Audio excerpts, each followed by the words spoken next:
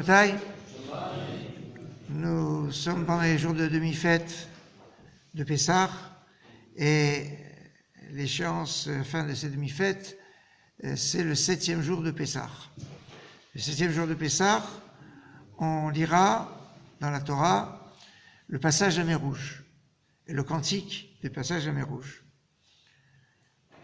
Pour mesurer peut-être l'importance de ce jour-là, on va s'intéresser à quels sont, on va dire, les deux pôles où dans la prière, on a tendance à être un peu plus attentif, plus demandant à Hachem. Les questions qu'on demande le plus à Hachem, c'est quoi? Pardon? Les choses qu'on demande. C'est l'Amida, on ne va pas demander l'Amida. Parnassa, c'est déjà, donc ça c'est en effet un sujet important d'avoir de quoi vivre. Hein, on dit que la malédiction du serpent, c'est qu'il est toujours de quoi manger. Ça veut dire qu'il n'a jamais l'occasion de prier Dieu pour sa parnassa. Donc c'est une bénédiction que de prier pour la parnassa. Et la parnassa, la subsistance est un point important. Mais avant la subsistance, il y a un autre point qui... La santé. La santé. Le mazal, bon, c'est tant qu'on n'a pas... Mais la santé. Quand on a des sous à faire, la santé, c'est la plus grande richesse.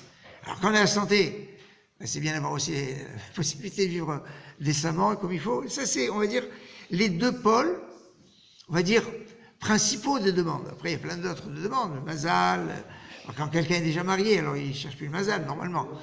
Enfin, ça vaut mieux. Pardon? On la répète, mais on ne la demande pas, parce qu'a priori, on est sorti d'Égypte. Enfin, on veut sortir de son Égypte, mais on va dire, c'est mentionné fréquemment, mais on n'a pas de demande là-dessus. On demande de sortir de la galoute, de l'exil, oui, c'est dans cet esprit-là. Mais on va dire que ces deux points, donc un petit peu principaux, qui sont à la fois la subsistance et à la fois la santé, sont deux points qui sont mis en exergue le 7e jour de Pessah. Comment? Et bien, on nous dit que caché par la Satosh et la dame, qui est écrit à Samsouf, il y a un lien entre la parnassa, la subsistance, et le passage de la mer Rouge. Et on nous dit qu'il va voir, d'ailleurs, c'est dans la même paracha où il y a le passage de la mer Rouge, qu'il y a la paracha de la manne. La manne, c'est cette nourriture que les enfants d'Israël mangeaient dans le désert, et qui est un symbole de parnassa. Donc on a, dans le 7e jour de Pessah, à travers le passage de la mer Rouge, ce sujet déjà de la parnassa, de la subsistance. La conclusion, la dernière phrase de la paracha du matin du 7e jour de Pessah, c'est « Ani Hashem Rofecha » « Je suis Éternel qui te guérit ». Et là, il y a un point qui est très intéressant à remarquer, c'est que on nous dit « Kol hamahala shasam tivim Yisraël la'asim alecha ki ani Hashem Rofecha » Toute la maladie que j'ai placée sur l'Égypte, les plaies que j'ai placées sur l'Égypte, je ne les placerai pas sur toi.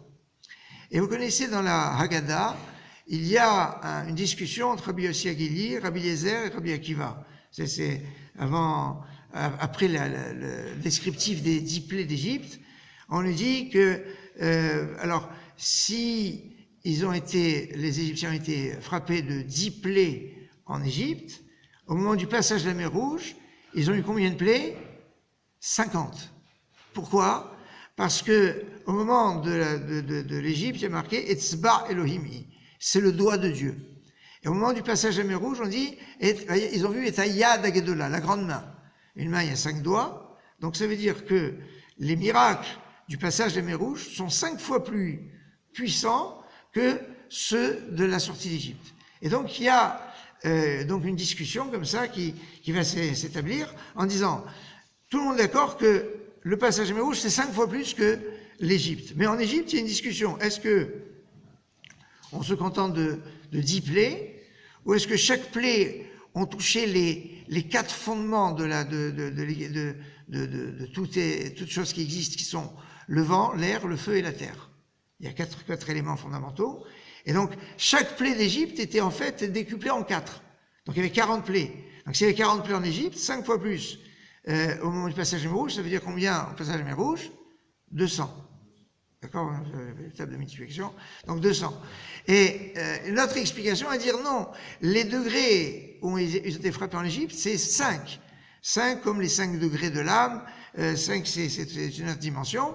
Et donc, s'ils étaient frappés en Égypte 50 plaies, ça veut dire que quand ils sont passés le passage à mer Rouge, c'était 250.